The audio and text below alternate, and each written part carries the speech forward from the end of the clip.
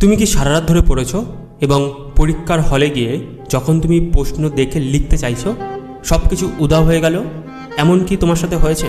তাহলে এই ভিডিওটি সম্পূর্ণ দেখো, কারণ আমি আজ একটা NLP neuro linguistic program technique share করব, যেটা সত্যি কাজে আসবে। আসলে তুমি বলতে পারো এটা তোমার দোষ, তুমি খুব উইক, তুমি যা পড়ো সব কিছু ভুলে যাও, কিন্তু আমি বলবো এটা একটা ব্রেনের গ্লিচ, আর এটা ঠিক করা যায়। সায়েন্টিফিকভাবে বলা হয় এটাকে কর্টিজল স্পাইক। যখন আমাদের মধ্যে টেনশন, এনজাইটি বা পরীক্ষার প্রেশার বাড়ে, তখন আমাদের ব্রেন কর্টিজল রিলিজ করে, আর কর্টিজল রিলিজ হলে আমাদের প্রিফ্রন্টাল কর্টেক্স ব্লক হয়ে যায়। প্রিফ্রন্টাল কর্টেক্স আমরা যা পড়াশোনা করছি সমস্ত কিছু সেভ থাকে। এবার যখন তুমি পরীক্ষাতে লিখতে চাইছো, আমাদের ব্রেনে সব কিছু আছে কিন্তু তুমি মনে করতে পারছো না, কারণ ব্লক হয়ে গেছে।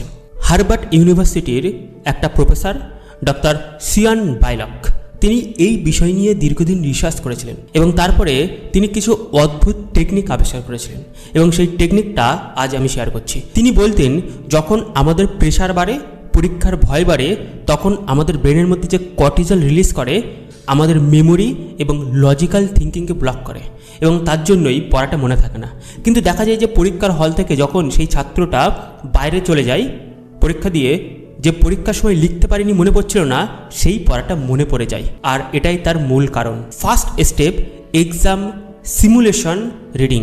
যখন তুমি বাড়িতে পড়ছো, তোমার ভাবতে হবে আশপাশে পরিবেশটা পরীক্ষার পরিবেশ, আশপাশে শিক্ষকরা গার্ড দিচ্ছে এবং তুমি পরীক্ষার মধ্যে আছো এবং পড়াশোনা করছো, এটাকে হ্যাবিটে নিয়ে আসতে হবে।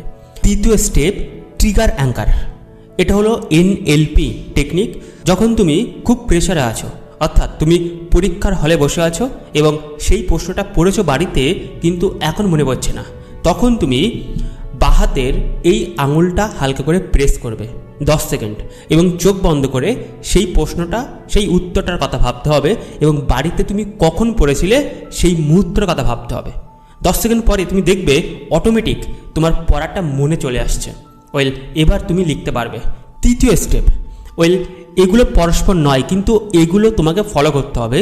যখন তুমি পরীক্ষার হলে প্রবেশ করেছো, পরীক্ষা শুরু হয়নি, তার 5 মিনিট আগে যে জায়গায় তুমি পরীক্ষা দেবে সেই জায়গায় চোখ বন্ধ করে শান্ত হয়ে বসতে হবে এবং মনটাকে শান্ত করতে হবে। এই যে 3টে স্টেপ আমি তোমাকে শেয়ার করলাম, এগুলো যদি করতে পারো পরীক্ষার আগে এবং পরীক্ষার সময়, তাহলে অসাধারণভাবে তুমি তোমার পরীক্ষাটা দিতে পারবে এবং নাম্বারও আসবে। কিন্তু একটা বিষয় আমি এখানে শেয়ার করিনি, কি করে 100 আউট অফ 100 পেতে হয়। অনেক ছাত্র